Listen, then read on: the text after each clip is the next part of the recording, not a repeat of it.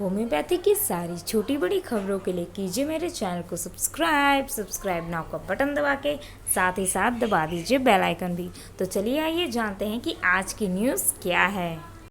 Waste Bengal municipal service commission की website पे आइए देख लेते हैं कि इसमें जो रिक्रूटमेंट एग्जामिनेशन 2022 यानी कि ये जो रिक्रूटमेंट निकली है ये सब रजिस्ट्रार की निकली है, जो कि कोलकाता म्यूनिसिपल कॉरपोरेशन की तरफ से है। आइए जान लेते हैं वेबसाइट को। तो www.mscwb.org में आपको सारी डिटेल्स मिल जाएंगी। तो चलिए आइए देख लेते हैं कि इसमें और क्या क्या दिया गया है। जैसा कि मैंने आपको पहले ही बताया कि ये health department of the Kolkata municipal corporation की तरफ से है। यहाँ आप देख सकते हैं कि नेम ऑफ द पोस्ट एक ही है और वो है सब रजिस्ट्रार की। ठीक है, अब आइए आगे बढ़ते हैं। पोस्ट जो है वो सब रजिस्ट्रार की है। नंबर ऑफ़ वैकेंसीज़ की बात करें तो वो 5 है, लेकिन हाँ 5 सुन के आप वीडियो को ख़त्म मत कर दीजिएगा, पूरा वीडियो सुनिए ताकि आपको ये समझ में आए कि आपको ये वैकेंसी क्यों भरनी चाहिए। कैटेगरी वाइज वैकेंसी की पोजीशन जो है वो इस तरीके की है कि UR02 UR PWD, यानी PWD मतलब हो गया और जो फिजिकली हैंडीकैप्ड हैं उनके लिए 1 सीट है और SC के लिए 1 सीट, ST के लिए 1 सीट। पे स्केल की बात करें तो यहाँ पे पे लेवल जो है वो 14 मैट्रिक्स का रहेगा, प्लस आपको जो DA है वो 2019 का मिलेगा और अलायंस और जो भी दूसरे अलायंस है वो सारे आपको मिलेंगे।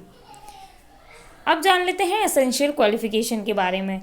आपके पास डिग्री होनी चाहिए, डिप्लोमा होना चाहिए होम्योपैथिक मेडिसिन से, लाइक BHMS, DHMS, DMS कुछ भी चलेगा। एज जो है वो 45 ईयर्स से ज़्यादा नहीं होनी चाहिए और वो भी कब तक, 1 जनवरी तक, यानी कि इस ईयर की 1 जनवरी तक। ठीक है, अब ये जान लेते हैं कि SC ST OBC को एज में जो रिलैक्सेशन है वो तो मिलेगा ही, और साथ ही साथ आपको पता होगा कि 5 साल का एज रिलैक्सेशन उनको मिलता है जो गवर्नमेंट एम्प्लॉय हैं, वहाँ वर्क कर रहे हैं। अब uploading of the document and certificates, कौन से सर्टिफिकेट्स आप अपलोड करेंगे उस टाइम पे, यानी कि ऑनलाइन एप्लीकेशन के टाइम पे, तो ये देख लीजिए। डॉक्यूमेंट रिगार्डिंग एसेंशियल क्वालिफिकेशन, आपकी जो भी क्वालिफिकेशन है 10, 12 और उसके बाद सबसे इम्पॉर्टेंट एसेंशियल क्वालिफिकेशन आपकी हो गई BHMS, DHMS जो भी आपने किया हुआ है। ठीक है, ऊपर जो मैंने अभी बताया था। एज उस हिसाब से आपको देना है। कास्ट सर्टिफिकेट, ठीक है, अगर एज सर्टिफिकेट मांगे या एज प्रूफ मांगे तो आप क्लास 10th का सर्टिफिकेट आप दे सकते हैं, उसमें डेट ऑफ बर्थ लिखा हुआ रहता है। कास्ट सर्टिफिकेट आपका क्या है, ठीक है, जनरल है तो वो तो कुछ भी नहीं डालेंगे। PWD जो भी ऐसे व्यक्ति हैं जो दिव्यांग हैं उनके लिए सर्टिफिकेट इम्पॉर्टेंट होता है, तो वो अपना सर्टिफिकेट डालेंगे। आपको स्कैन करना है, अपलोड करना है ऑनलाइन एप्लीकेशन के साथ।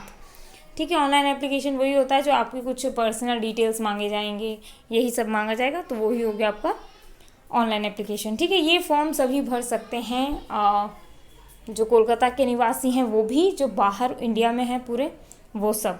ठीक है, bonafide certificates issued by the, ठीक है, अब बोनाफाइड सर्टिफिकेट की ज़रूरत है, तो बोनाफाइड सर्टिफिकेट जैसे कि आप जिस भी कॉलेज से पढ़े हों वो बस लिख के दे देता है, या फिर आप अगर जॉब कर रहे हों तो वो लिख के दे देते हैं कि हाँ ये मेरे अंडर इतने से इतने साल तक रहे हैं। जिस भी कॉलेज से आपने किया है वहाँ से ले लीजिएगा, अगर आप जॉब करते हैं तो वहाँ से ले लीजिएगा। ठीक है, वो पूरा बताते हैं कि इतने से इतने टाइम तक ये हमारे साथ रहे हैं, और जब कैरेक्टर सर्टिफिकेट एक तरह से जो कहते हैं ना वही है। ठीक है, तो समझ गए सब लोग? ओके फाइन, अब आगे बढ़ते हैं आगे। राइट, तो ये आप समझ गए, लेकिन एक और चीज़ इंपॉर्टेंट ये है कि क्लोजिंग डेट ऑफ एडवर्टाइजमेंट, अब ये क्या होता है, राइट?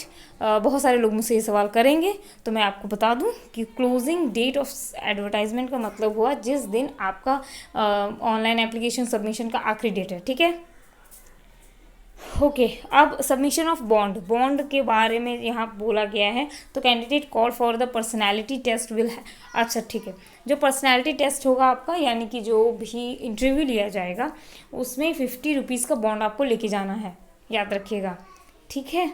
और कुछ खास नहीं है, उस टाइम पे आपको बॉन्ड लेके जाना है, क्योंकि वो लोग नहीं चाहते हैं कि आप उनसे पैसे मांगे, राइट। आगे बढ़ते हैं। एज रिलैक्सेशन की बात है तो यहाँ पे वो सारी चीज़ें जो भी SC ST की एज रिलैक्सेशन वो सब मिलेगी, तो उसमें तो इतना टेंशन लेने की ज़रूरत नहीं है। आप लोगों को भी अच्छे से पता है कि किसकी कितनी एज होनी चाहिए और कितना छूट मिलता है, इतने टाइम से आप लोग फॉर्म भर रहे हैं। खैर, एप्लीकेशन फ़ी और प्रोसेसिंग चार्जेस के बारे में अगर मैं बात करूं तो यहाँ पे 150 रुपीज़ UR और OBC को देना है, और दूसरी चीज़ जो है प्रोसेसिंग प्लस एक प्रोसेसिंग चार्ज भी लगेगा जो 50 रुपये का होगा, ठीक है, यानी कि टोटल 200 रुपीज़ आपको देने पड़ेंगे। अब एक और बात बता दूं कि SC ST PWD जो है उनको 50 रुपये लगेंगे, ठीक है, प्रोसेसिंग चार्ज ही सिर्फ लगेगा। अब उनसे कोई फ़ी वगैरह कुछ लिया नहीं जाएगा, एप्लीकेशन फ़ी। लेकिन दूसरी बात ये है कि आप जो दूसरे स्टेट से भरेंगे, जितने बच्चे हैं, अगर दूसरे स्टेट से भरेंगे तो वो UR में भरेंगे, यानी उनको 200 रुपये देने होंगे। ये तो क्लियर हो गया। The application fee plus processing charge वो मेंशन है, ठीक है। अगर आपको कोई डाउट हो आप ऑनलाइन पेमेंट मेथड से दे सकते हैं, ठीक है।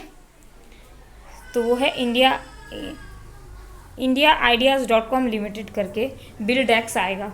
खैर वो सब तो ऑनलाइन पेमेंट के टाइम पे आपको पता ही है, www.mscwb.org में आप जाके सारे डिटेल्स जान सकते हैं। मेथड ऑफ रिक्रूटमेंट ये होगा कि सिलेबस आपको कुछ टाइम बाद ऑनलाइन सबमिशन के बाद आपको दे दिया जाएगा www.mscwb.org में।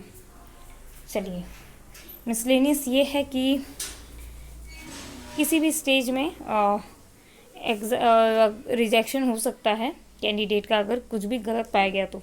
लास्ट डेट ऑफ सबमिशन जो है 4/9/2022 है, यानी कि सितंबर 4 तारीख तक last date of submission of application है, ठीक है। अब आ जाते हैं आखिरी में। एक से ज़्यादा एप्लीकेशन आपको फॉर्म सबमिट नहीं करना है, और कुछ खास यहाँ पे नहीं है, बस यही लास्ट था। बाद में एक नोट दिया गया है जिसमें कि ये कहा गया है कि फाइनल जो डिक्लेरेशन ऑफ रिज़ल्ट होगा उसी की बेसिस पे सिलेक्शन प्रोसेस होगा।